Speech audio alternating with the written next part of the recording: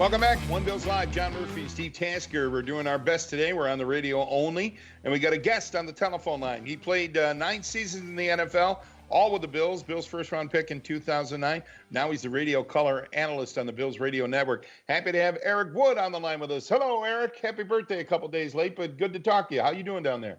I'm doing great. I appreciate that intro. At some point, I'll be a recurring enough guest or recurring enough co-host that I won't have to get the intro every time, but I appreciate that. It's always fun. I know. I overdo that, don't I? Hey, Eric, let me start with important things first. Your wife, Leslie, the 2 kids, everybody doing good down there in Louisville? Yeah, everybody's doing good. And obviously, like everybody else, kids are out of school. So you find a new appreciation for what your wife does every day, taking care of the kids full time and all that. And, had a lot of plans canceled and the schedule's free, and just trying to hit the reset button a little bit down here and get our priorities in check, and maybe look at some things we took for granted beforehand, and try not to take it for granted when all this is said and done. Well, yeah, just speaking of things getting canceled, my condolences on the Kentucky Derby getting moved back about 4 or 5 months. How's the how are you getting along with the news that you're not going to be seeing horse racing for a while? Well, actually, they are running the prep races. Yesterday we were doing a little Oaklawn betting at the house, watching TVG and betting horses running at Oaklawn Park yesterday. That's about the only thing you can do. But the Derby we pushed back. They said September 5th.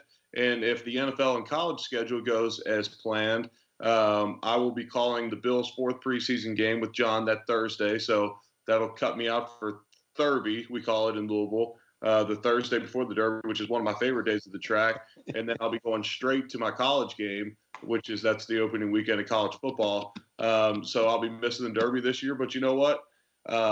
Like I just said, a lot of stuff's canceled. I mean, today, honestly, I was supposed to be in Las Vegas for opening weekend of March Madness. Today I was going to be playing Shadow Creek, a top 30 course in the country, golf course that I've been literally looking at in magazines for like the past 3 years, dreaming of playing it. Tomorrow we had another top 100 golf course, Cascada, lined up. But you know what? As I sit here, and I'm not trying to hijack our Bills conversations, because we'll get to free agents next, but I'm sure you guys don't mind someone taking up a little bit of time from talking about free agency today. But you know what? I got buddies that are losing businesses, and I own a gym here in town in Louisville, and we're having to make really tough decisions. We operate on tiny margins. Who do we pay? Who do we let go? Do we let some employees go file for unemployment? And it'd be super selfish for me to sit here and complain about rounds of golf and Kentucky Derby, Reds opening day next weekend. We had my daughter, hopefully she'll understand this. We were supposed to go to Disney World next weekend. She finally gave up her pacifier at age 4. And I said, whenever she did, she could give it to Cinderella. We were going to Florida next week. We put a Disney trip on the end of that, and she was going to go give her binky, she calls it, to Cinderella. And that's not happening anymore either. But like I said, there's people with a lot bigger issues than we got. Yeah, that's too bad. I was hoping that you'd send a picture of Cinderella with a pacifier with a binky. Yeah, nowadays, definitely sharing pacifiers. So, yeah. Eric Wood is our guest. Let's get down to the business of football, because we've all had time, I guess, unfortunately, to spend a lot of time on free agency and the moves the Bills have made. Let me start with one of the first ones this week. Quentin Spain resigns. How important is having continuity, and what do you think of the group they have on the offensive line right now, Eric?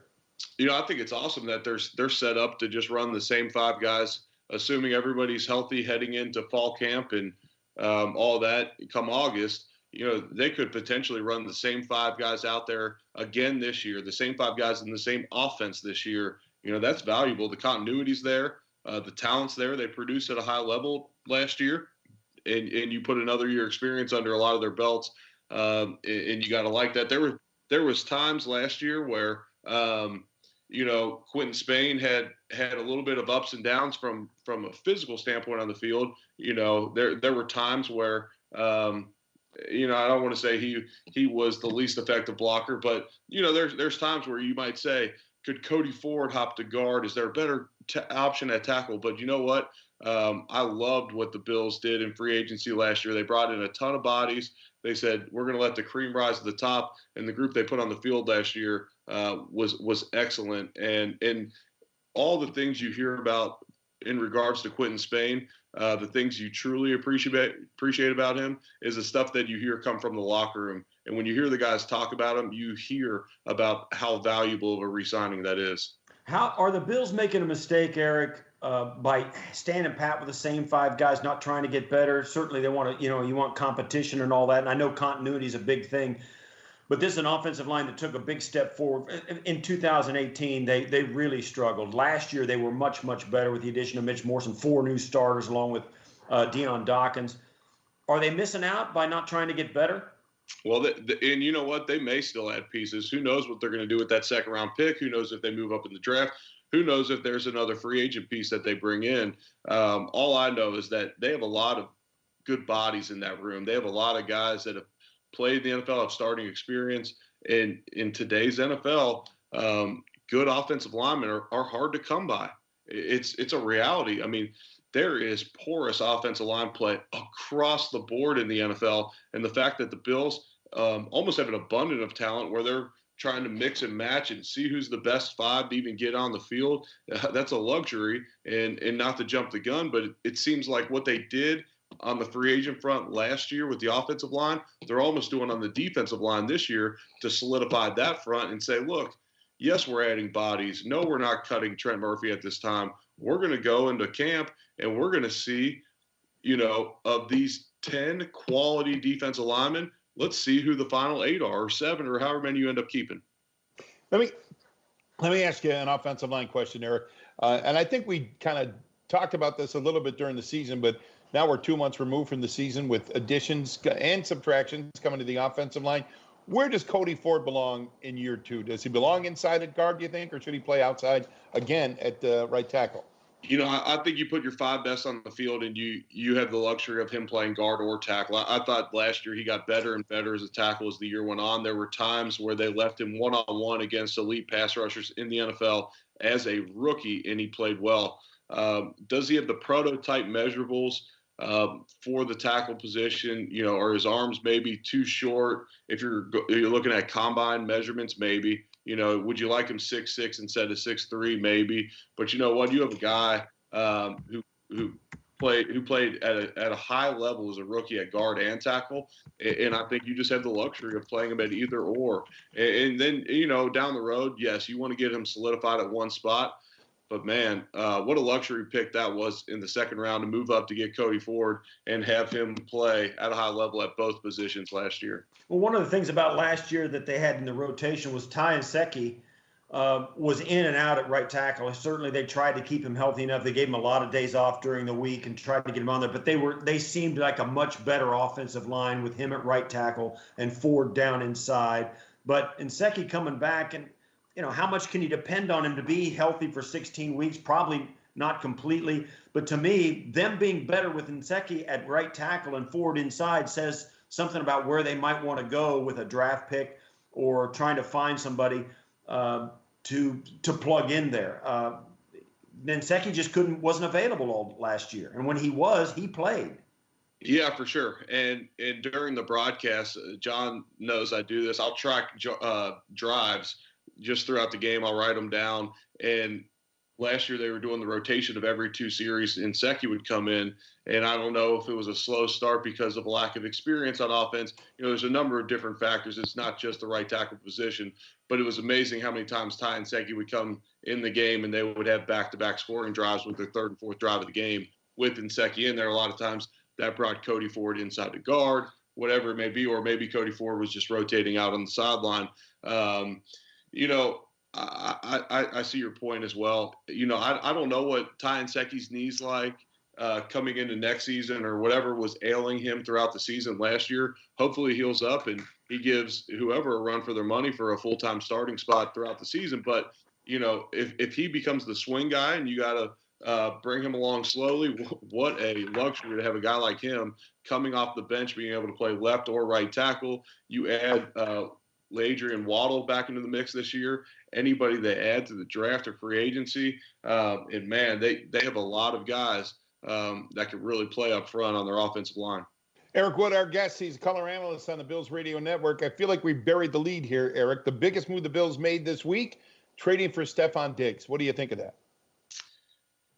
I like it, and I think everybody's going to say the Bills overpaid, or if you're on the outside looking in, you say the Bills overpaid only because you compare it to the DeAndre Hopkins trade and what happened with Arizona and Houston, and Michael Irvin tried to make some light, tried to shed some light on that situation, and then DeAndre Hopkins kind of put a damper on that with maybe it was a conversation between Hopkins and Bill O'Brien that got Hopkins on the way out the door. Whatever it may be, everyone's going to compare it to that. I love the trade. I think what the Bills recognized and the reason they thought it was worth a first round pick was because of the contract situation. And you bring Stefon Diggs essentially in on a 4-year, $12-a-year deal for a number one wide receiver in the NFL, a proven number one receiver in the NFL, and that is an absolute steal. Now, the thing you have to be careful with, his agent is the same agent as Le'Veon Bell. Is Diggs going to play for that amount for the Buffalo Bills for 4 years without holding out, without causing distraction? That's your risk. Your risk isn't necessarily giving up the first-round pick for his talent and his production, because I think it'll merit it. And you get him for 4 years. You bring in Stefon Diggs and you trade out a first-round pick. Well, that first-round pick you were going to get for 4, maybe 5 years if you option him. You get Stefon Diggs for 4 years. So essentially that was your first-round draft pick, but you got a guy that you can play in the NFL. That's perfect.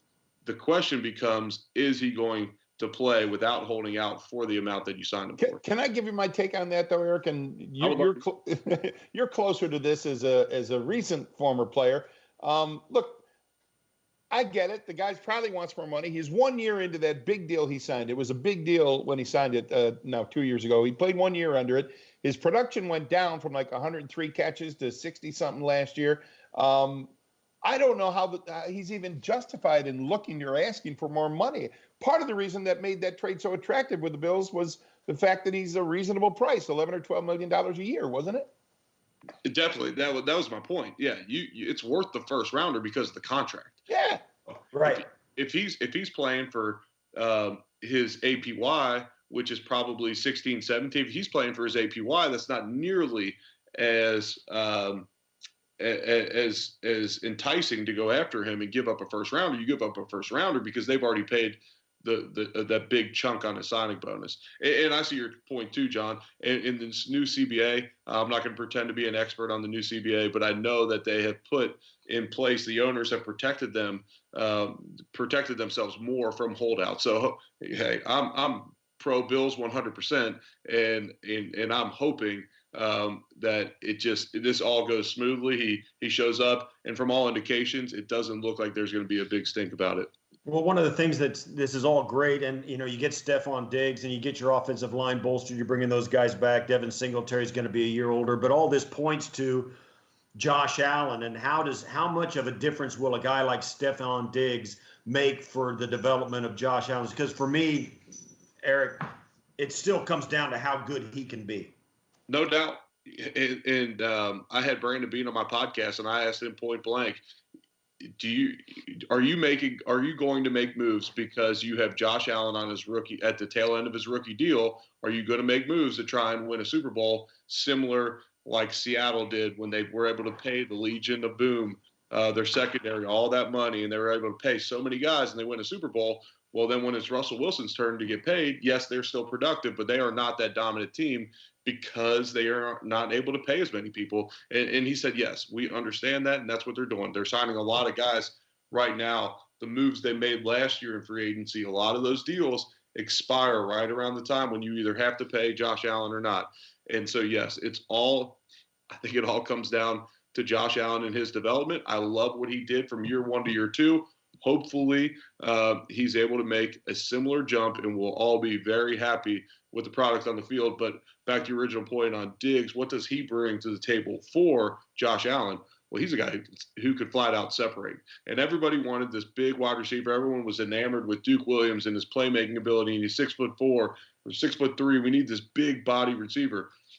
You could bring Jim Kelly on the show, and he could probably talk on this better. But quarterbacks want guys open. And Diggs can flat out get open. So can John Brown. So can Cole Beasley. When you have 3 guys that can separate beat man-to-man coverage. That's what you need. And when the Bills struggled the most on offense last year, it was against teams that could apply pressure on the quarterback, blitz, do some exotic stuff up front, and play press man coverage because our guys couldn't consistently win enough. I'm talking Baltimore Ravens, I'm talking New England Patriots. To beat those types of defenses, you have to have guys that you can rely on to beat press man on a snap-to-snap basis, and Diggs answers that question. Hey, Eric, can you sit tight? We got a break here. Can you spend a few more minutes with us after the break? Yes, absolutely. All right, great. Eric Wood, color analyst on the Bills Radio Network. When we return, One Bills Live, presented by Kaleida Health, and this is Buffalo Bills Radio.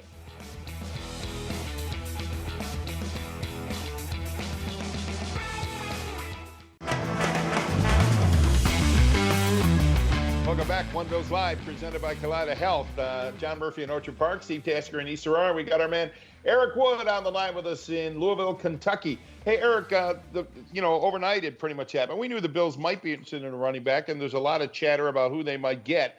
It was a lot of Todd Gurley talk yesterday. He signs with Atlanta. Now it's a lot of Melvin Gordon talk. A reporter out west says that Melvin Gordon is finalizing a contract with a team right now, although he did not say which team. How badly do the Bills need a big name running back like Melvin Gordon? What do you think? What's their status there? I think there's a need for a guy in the running back room, and then with Devin Singletary just heading into his second year, I think naturally you assume that they'd want to bring a veteran into that room. That's kind of been Sean McDermott's MO, and Brandon Beane. They like veterans in each room. With Frank Gore moving on, he was an excellent mentor to Devin Singletary in year one. Who's going to come in and be that guy? And maybe it's TJ Yeldon. Maybe they just let him fill that role. Maybe they go a different direction. I'd like to see a guy. I would like a little bit of a change of pace back to come in the offense. A little bit of an added element. Melvin Gordon, although he's a bigger back too, he fits that mold. He can fly. So can Devontae Freeman, who's a free agent right now as well. And you know what? The Bills have some cap space to play with.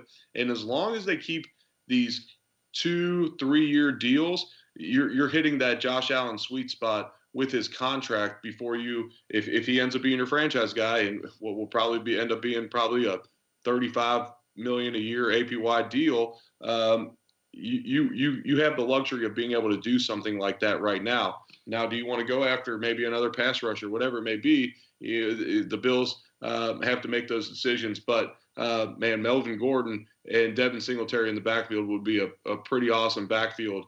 If you ask me. I just got to say, I know you got a question here, Steve. There is a tweet out now from Stephen Watson, who's a reporter in Milwaukee, who says Melvin Gordon is close to finalizing a deal with the Denver Broncos. So maybe he's off the table for the Bills. Steve, what do you think? Yeah, I mean, the point is still there, though, whether it's Melvin Gordon or not. Certainly the Bills probably kicked the tires to find out what it was going to take and what he wanted. But by the same token, the problem is still there for the Buffalo Bills, whether it's Melvin Gordon or another player. They've got to have another running back, in my mind, in the room. And the better, it's like I'll say it again. Better guys make you better. No matter who the guy is or what he is, if you get him for the right price, if you can count on him, outperforming his contract, you got to get him. And now more and more, it's looking like it's going to be a draft pick to me, because all the guys out there in the running back world, unless you can get one of these established guys to sign a 1-year prove-it deal in his hopes of signing another even better deal if he comes and does this, I doubt you're going to get that done in a situation where they know they're going to back up Devin Singletary or be a complimentary back to Devin Singletary.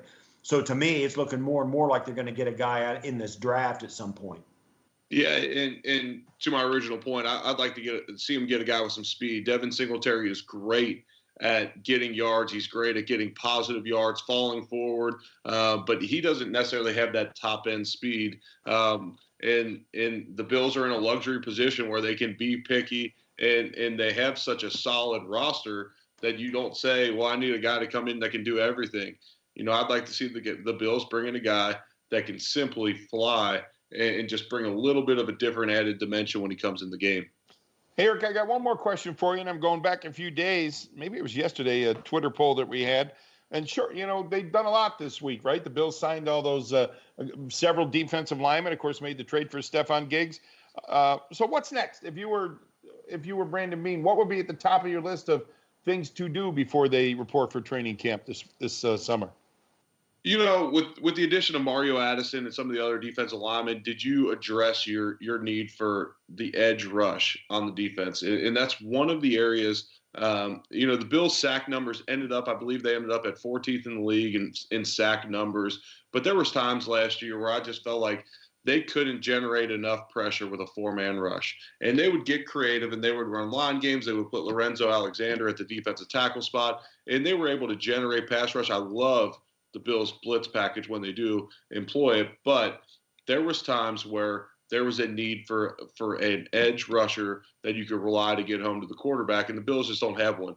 Can they find it in the draft in the second round now? I'm not sure. Is Jerry Hughes, after having a couple offseason surgeries, is he healthier this year? Does he become that guy again? Maybe. Does Trent Murphy, another year removed from the injuries that plagued him a couple years ago, does he become that guy? Is it Mario Addison? I'm not exactly sure. I think this Bills defense, they come in, they essentially finished third in the NFL in total defense last year, right behind New England and San Francisco. And I think one of the things, if you can add just an elite pass rusher, that would be a luxury. That would be absolutely incredible for that defense. And then if you're Brandon Beane right now, the one thing you got to keep in mind is, yes, we're gearing up for a run. Brady's out of the AFC East, and you get really excited about with the direction of your team.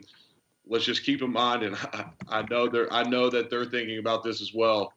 When you draft as well as they have, you got to save money to pay those guys. So you have this sweet spot nowadays with the CBA where you have to spend the minimum each year, but you have to structure your contracts where you could pay a Matt Milano, a Tremaine Edmonds, a Josh Allen in a few years or a couple years, and the biggest one coming up is going to be Trey White. Yeah. And what about the guy on the other side of Trey White? Is Josh Norman the answer, do you think? Man, it'll be interesting. And I got blasted on Twitter when I initially said, like, how good of a pickup that was. And people are sending me single clips of him getting roasted. I mean, you can send single clips of anybody getting roasted. Like, watch the film. Turn it on. This guy has produced at a high level, and under Sean McDermott, he produced at a very high level. I'm excited to see what he can do. You bring him in on a one-year prove-it deal, which I love those deals. I absolutely love these one-year prove-it deals. I wouldn't love it if I was a player. I would have loved, I always wanted a longer-term deal, but I love, as a Bills fan and a guy who works for the Bills now, I love those one-year prove-it deals. Let him come in and prove himself, and man, just like you said, Steve, add more bodies. Any upgrade anywhere you can find.